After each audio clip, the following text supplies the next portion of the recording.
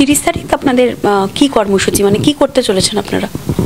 ইতিমধ্যেই এই দখলদার ফ্যাসিস্ট অবৈধ গণতান্ত্রিক সরকারের বিরুদ্ধে চলমান আন্দোলনের অংশ হিসেবে 30 তারিখ পর্যন্ত বাংলাদেশের সমস্ত জেলা উপজেলা পর্যায়ে বিক্ষোভ প্রতিবাদ এবং প্রতিরোধ অনুষ্ঠিত হবে এবং এই আন্দোলনকে চূড়ান্ত ধাপে অবতীর্ণ করার জন্যই সংগঠন প্রস্তুত হচ্ছে, গণমানুষকে সম্পৃক্ত করা হচ্ছে এবং আমরা এই আন্দোলনকে যে চূড়ান্ত পরিণতির কথা আমরা বলছি বারবার, সেটা হচ্ছে যে একটা নিরপেক্ষ সরকার প্রতিষ্ঠা করা, দখলদার সরকারের বিদায়ের পথটা প্রশস্ত করা এবং বাংলাদেশে আবারও এক ধরনের গণতান্ত্রিক সরকারের আশার পথটি উন্মুক্ত করা।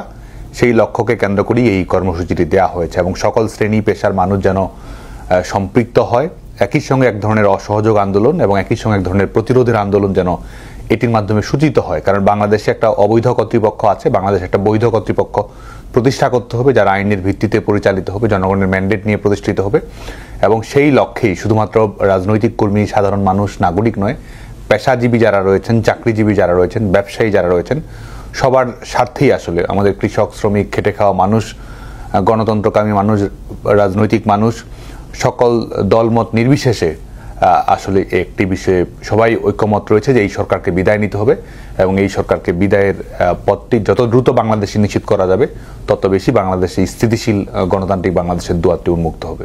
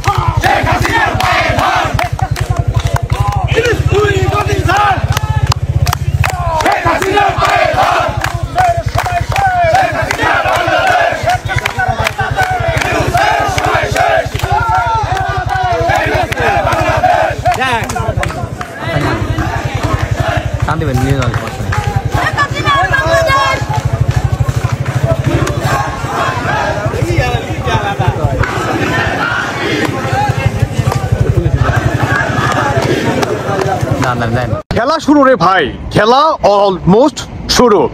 ছাত্রলীগের সভাপতি সাদ্দাম হোসেন উনি স্পষ্ট ভাষায় বলে দিলেন 30শে নভেম্বর থেকে শুরু করে বাংলাদেশে টানা আওয়ামী লীগের আপনার সরকার পতনের আন্দোলন শুরু করবে। ইতিমধ্যেই আপনার বিভিন্ন জায়গায় আওয়ামী লীগের দখলে রাজপথ।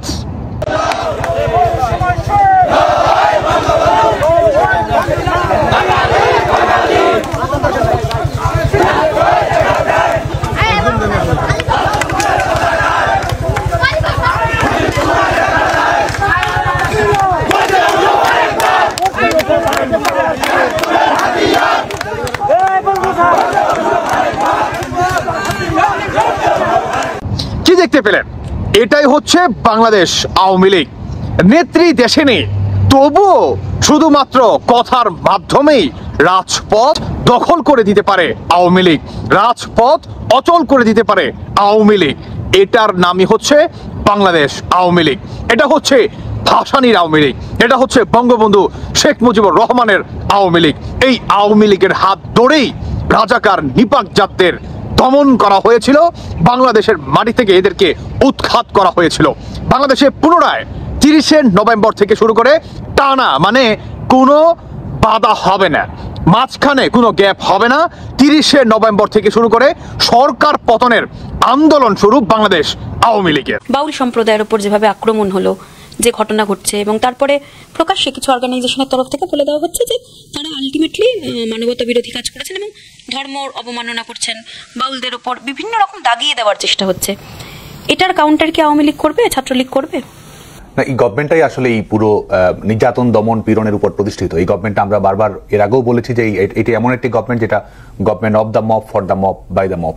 এটি সত্যিকার অর্থে কোনো সেকুলার লিবারেল ডেমোক্রেটিক রিপাবলিক না, এটা একটা তৌহিদি রিপাবলিকে পরিণত হয়েছে বাংলাদেশ। এবং যে কারণেই আজকে মৌলবাদী গোষ্ঠীগুলোই আসলে বাংলাদেশের পৃষ্ঠপোষকতা দেওয়া হচ্ছে সেটি নয়, মৌলবাদী গোষ্ঠীগুলো বাংলাদেশকে নিয়ন্ত্রণ করছে। তারা আসলে ড্রাইভিং সিটে আসলে বিভিন্ন উগ্রবাদী গোষ্ঠীগুলো রয়েছে এবং সে কারণেই কিন্তু আজকে মাজার আক্রান্ত হচ্ছে। সে কারণেই আউল বাউল আমাদের সাংস্কৃতিক অঙ্গনের ব্যক্তিবর্গ, আমাদের নারীরা, আমাদের আদিবাসী সম্প্রদায়, আমাদের ভিন্ন ধর্মাবলম্বী জনগোষ্ঠী সবাই কিন্তু কোনো না কোনোভাবে আক্রান্ত হচ্ছে। যে কারণে বাংলাদেশ যেহেতু একটি টোটালি ললেস রাষ্ট্রে পরিণত হয়েছে, সে কারণে বাংলাদেশের সবাই আসলে কোনো না কোনোভাবে ভিকটিম হচ্ছে এবং যে কারণেই কিন্তু এই আক্রমণের শিকারগুলো হচ্ছে। যারা হয়তো উগ্রবাদী গোষ্ঠীগুলোর ভাষায় কথা বলছে না, তারাই সেখানে লেলিয়ে দিচ্ছে। কখনো তারা সন্ত্রাসী বাহিনী লেলিয়ে দিচ্ছে, কখনো মপ লেলিয়ে দিচ্ছে, কখনো আইন শৃঙ্খলা রক্ষাকারী বাহিনীকে লেলিয়ে দিচ্ছে এবং প্রত্যেকটি ক্ষেত্রে আমরা দেখছি যে যারা আক্রমণ করছে তারাই আবার উল্টো মামলা করছে এবং প্রত্যেক ক্ষেত্রেই এখন পর্যন্ত এমন একটি দৃষ্টান্ত নেই যে যেখানে এই অবৈধ দখলদার সরকার একটি পর্যন্ত পদক্ষেপ নিয়েছে যে এই নির্যাতন দমন পীড়নের ঘটনাগুলো ঘটেছে। যে কারণে এই যে ঘটনাগুলো ঘটছে, দমন পীড়ন নির্যাতনের ঘটনাগুলো ঘটছে, মাজারে আক্রান্ত করার ঘটনাগুলো ঘটছে, প্রত্যেকটি ক্ষেত্রে আসলে এটি আসলে দখলদার সরকারের স্ক্রিপ্ট অনুযায়ী পরিচালিত হচ্ছে। এতে পরিচালনা, নির্দেশনা সবকিছু আসলে এই দখলদার সরকার নিজেই করছে। দখলদার সরকার নিজেই আসলে অপরাধী। এই সরকারটাই আসলে একটা ক্রিমিনাল গ্যাংয়ে পরিণত হয়েছে। তার কাউন্টার, কারণ ইতিমধ্যে যে প্রসেস চলছে শেখ হাসিনার বিরুদ্ধে যে রায় হলো, আপনারা তারপর বলেছিলেন যে আপনারা মানবেন না, আপনারা কিভাবে কামব্যাক করবেন এবং ইলেকশন প্রক্রিয়াতে আওয়ামী লীগ, ছাত্রলীগের রোল কি হবে? আসলে বাংলাদেশে ইলেকশন হওয়ার কোন সুযোগই দখলদার সরকারের মাধ্যমে নেই। যেটি হবে সেটি হচ্ছে এক ধরনের সিলেকশন, এক ধরনের প্রহসনের ইলেকশন আজকে করার চেষ্টা করা হচ্ছে এবং এটি এমন একটি ইলেকশন হবে যা রায় যেমন পূর্ব থেকে নির্ধারণ করে রাখা হয়েছিল, ফলাফল আসলে পূর্ব থেকে নির্ধারণ করে নেওয়া হবে। এই আদালতে যেমন আইনি কোনো দৃষ্টিভঙ্গি, স্বচ্ছতা, নিরপেক্ষতার কোনো দৃষ্টিভঙ্গি ছিল না, ঠিক তেমনি ভাবে এমন একটি ইলেকশনের দিকে তারা এগুচ্ছে যেখানে জনগণের কোনো অংশগ্রহণ থাকবে না। এবং আরো যদি আমি পরিষ্কার করে বলি, বাংলাদেশের জনগণ আসলে নির্বাচন মেনে নেবে না এবং বাংলাদেশের জনগণ আসলে নির্বাচন হতে দেবে না। কারণ যে নির্বাচনের দিকে এগুচ্ছে দখলদার সরকার, এই নির্বাচনের ফলাফল আসলে ইলেকশন কমিশন দিবে না। এই নির্বাচনের ফলাফল আসবে বিএনপি পার্টি অফিস থেকে, জামায়াতের পার্টি অফিস থেকে, এনসিপির পার্টি অফিস থেকে, লন্ডন থেকে, করাচি থেকে। তো যে কারণে যেই নির্বাচন বাংলাদেশ ইনক্লুসিভ হবে না, যে নির্বাচনে বাংলাদেশের সংখ্যাগরিষ্ঠ জনগোষ্ঠীর প্রতিনিধিত্ব করে আওয়ামী লীগ থাকবে না, যে নির্বাচনে বাংলাদেশের মানুষের স্বাধীনভাবে পছন্দ করার স্বাধীনতা থাকবে না, সেই নির্বাচন বাংলাদেশে কোনো বৈধতা পাবে না। সেই নির্বাচন জনগণের দিক থেকে রাজনৈতিক বৈধতা, সাংবিধানিক দৃষ্টিভঙ্গি থেকে আইনি বৈধতা এবং নিরপেক্ষ স্বচ্ছতার দৃষ্টিভঙ্গি থেকে আন্তর্জাতিক গ্রহণযোগ্যতা কোনোটি আসলে অর্জন করতে পারবে না।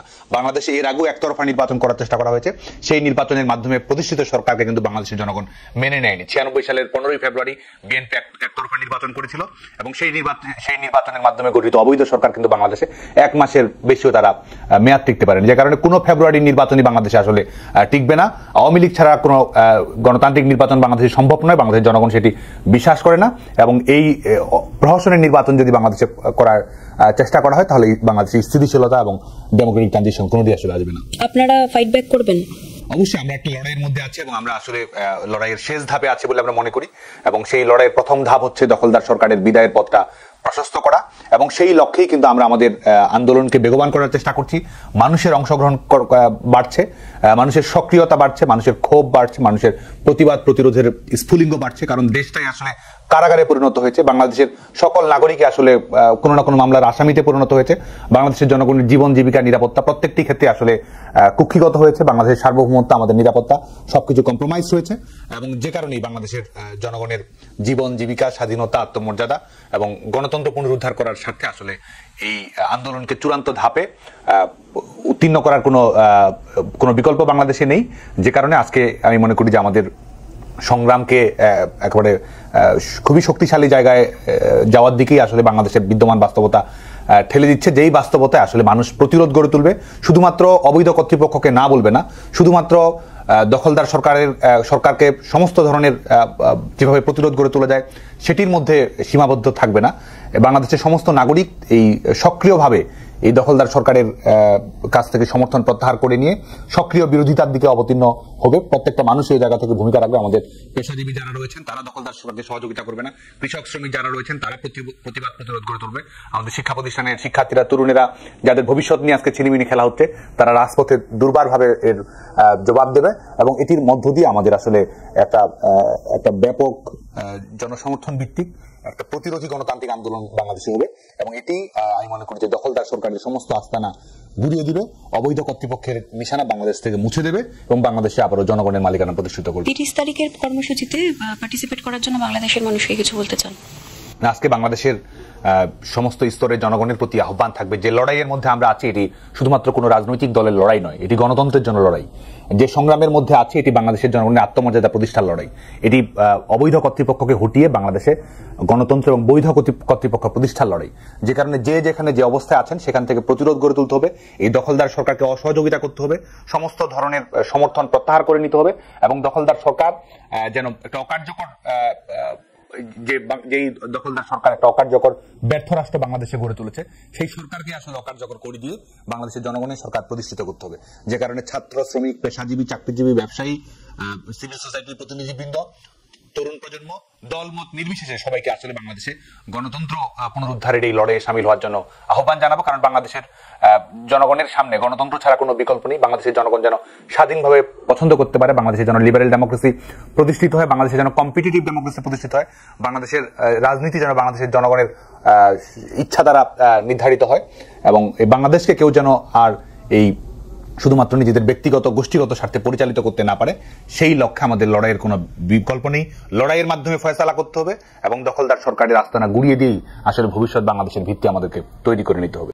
ছাত্রলীগের কর্মীদের এখনো দেখা যাচ্ছে যে খুন করে ঝুলিয়ে দেওয়া হচ্ছে। আপনারা সেই ছবি পোস্ট করেছিলেন। এখনো পর্যন্ত ছাত্রলীগের কর্মী সমর্থকরা মার খাচ্ছেন, তাদের খুন করা হচ্ছে। ছাত্রলীগ সভাপতি হিসেবে ছাত্রলীগের নেতাকর্মীদের উদ্দেশ্যে কি বলতে চান? বাংলাদেশ ছাত্রলীগের কর্মীরা আজকে অসম্ভব দৃঢ়তার সঙ্গে, সাহসিকতার সঙ্গে, বুকের মধ্যে বারুদ নিয়ে, দেশের প্রতি ভালোবাসা নিয়ে এবং জনগণের প্রতি গভীর মমত্ববোধ নিয়ে তারা লড়াই করে যাচ্ছে। তারা হাসতে হাসতে কারাগারে যাচ্ছে। তারা সার্টিফিকেট হারিয়েও বাংলাদেশের বার্থ সার্টিফিকেট ডিগনিটি রক্ষা করার জন্য তারা লড়াই করছে। তারা ছাত্রত্ব হারিয়েও বাংলাদেশের গণতন্ত্র পুনরুদ্ধারের জন্য কাজ করছে। তারা হয়তো শিক্ষা প্রতিষ্ঠানে যেতে পারছে না, কিন্তু বাংলাদেশের মানুষের কাছে তারা গণতন্ত্রের যে অনুশীলনের জন্য সংগ্রাম করার যে চেষ্টা সেটি তারা বেগবান করছে। বাংলাদেশের প্রিজন ভ্যান, বাংলাদেশের কারাগারগুলো আসলে আমাদের আলোকিত সাহসী তারুণ্যের একটা মুক্তির ঠিকানায় পরিণত হয়েছে। যে কারণে আমি মনে করি যে আজকে যে লড়াই ছাত্রলীগের কর্মীরা জারি রেখেছে, এই লড়াই ছাত্রলীগের কর্মীরাই শেষ করবে এবং ছাত্রলীগের কর্মীরাই এই লড়াইয়ে নেতৃত্ব দেবে। আমাদের গণতন্ত্র পুনরুদ্ধারের সংগ্রামে ছাত্রলীগের কর্মীরাই চ্যাম্পিয়নের ভূমিকায় অবতীর্ণ হবে এবং তারাই খেলার ফলাফল নির্ধারণ করবে। যে কারণে আজকে যে আলোকিত তারুণ্য বাংলাদেশে তৈরি হচ্ছে, আলোকিত তারুণ্যই ভবিষ্যৎ বাংলাদেশের নেতৃত্ব দেবে।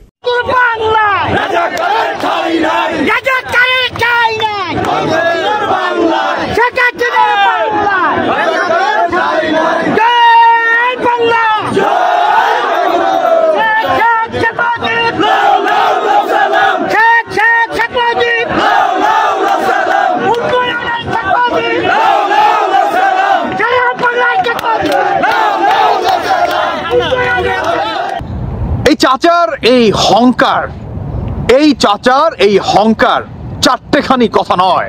এই হংকার হচ্ছে নিজের স্বাধীনতার হংকার, এই হংকার হচ্ছে বঙ্গবন্ধুর আদর্শর হংকার, এই হংকার হচ্ছে বাংলাদেশের মাটিকে পুনরায় রাজাকারদের হাত থেকে উদ্ধার করার জন্য হংকার। এই হংকার কখনো দাবায় রাখতে পারবে না।